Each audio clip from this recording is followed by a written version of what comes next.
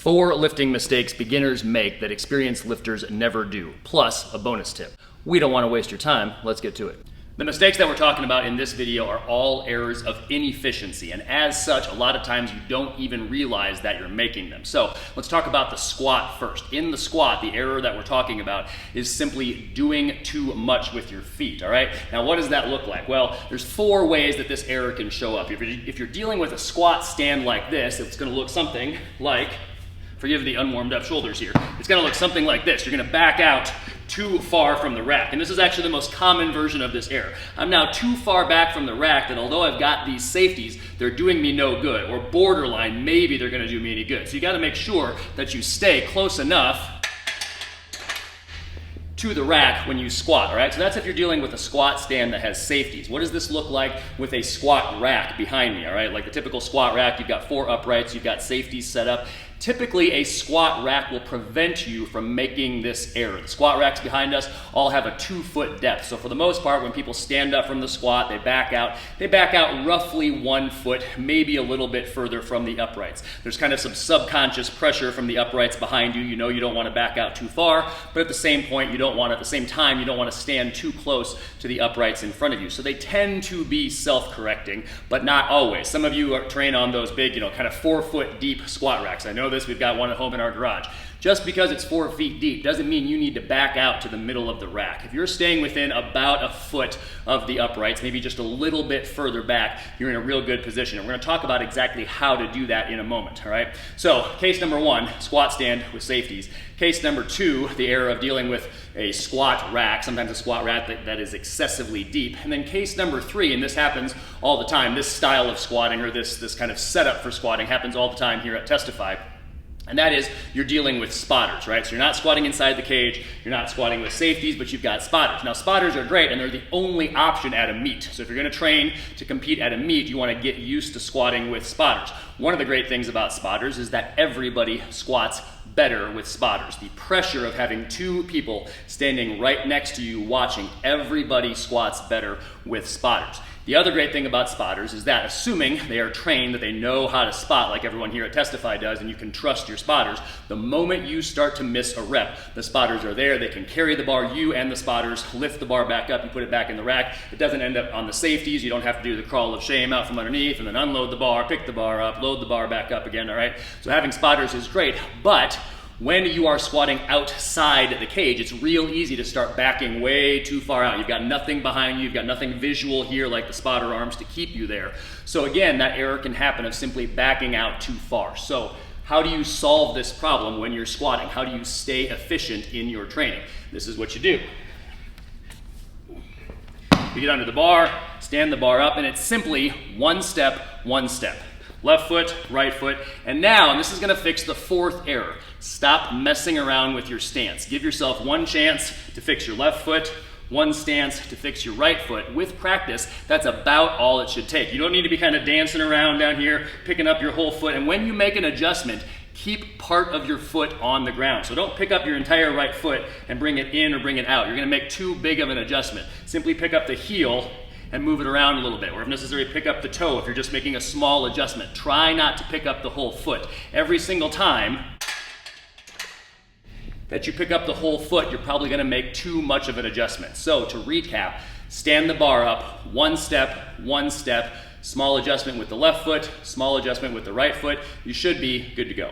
Mistake number 2, now we're talking about the press. We're talking about specifically the mistake of unnecessary wrist and elbow adjustments. Now, this type of mistake will happen in one of 2 ways. Number 1, it's gonna happen when somebody unracks the bar incorrectly. So they've got their grip pronated, they're starting to set up real well, they come under the bar, they've got their wrists in a real good position, and then suddenly everything goes to garbage once they come under the bar and they start to unrack the bar. You'll notice my elbows are behind the bar now, my wrists are bent way back in extension. So now, after I take my stance, or before, I've got to fix all this, right? I've got to get my elbows into the right position. I've got to get my wrist just a little bit straighter. Now I'm actually ready to press.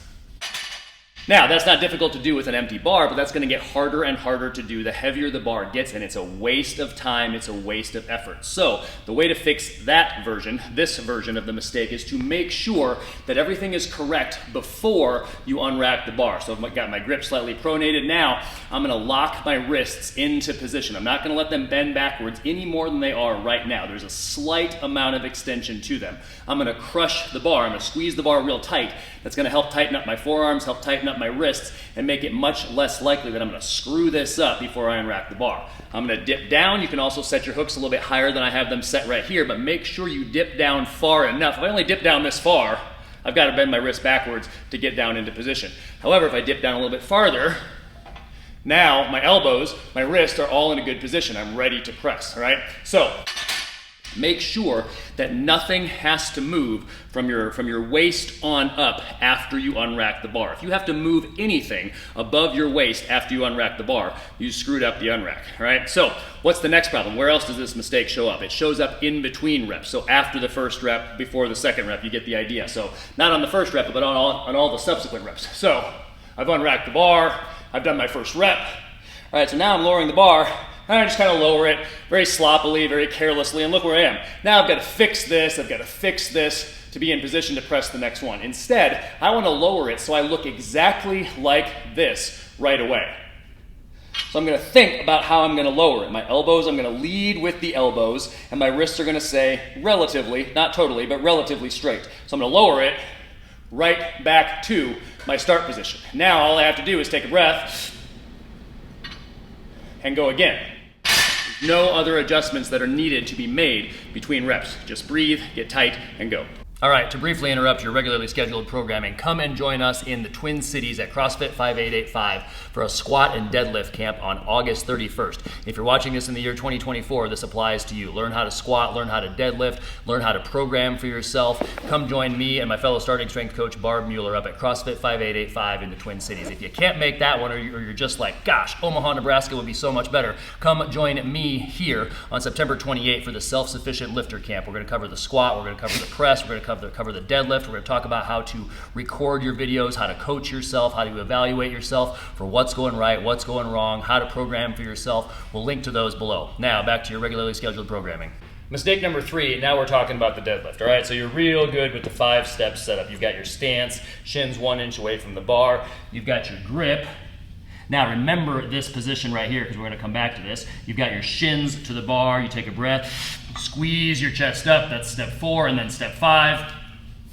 Dragging the bar up the legs. And then the mistake that people make is being real stinking inefficient, real stinking silly with setting the bar down. Not setting the bar back down over the middle of the foot. They're doing something like this. You're setting it down way out here, or maybe even here. As soon as you do that, now you've got to make some adjustments to get the bar back into the correct position. So what do you want to do every single time, all right? Let's run through this again. So stance, remember, shins 1 inch away from the bar when your shins are vertical. Remember that. Step number 2, grip. Again, remember this position. Remember what I look like. Remember what you look like in this position. Then the mantra is shins, chest, and pull.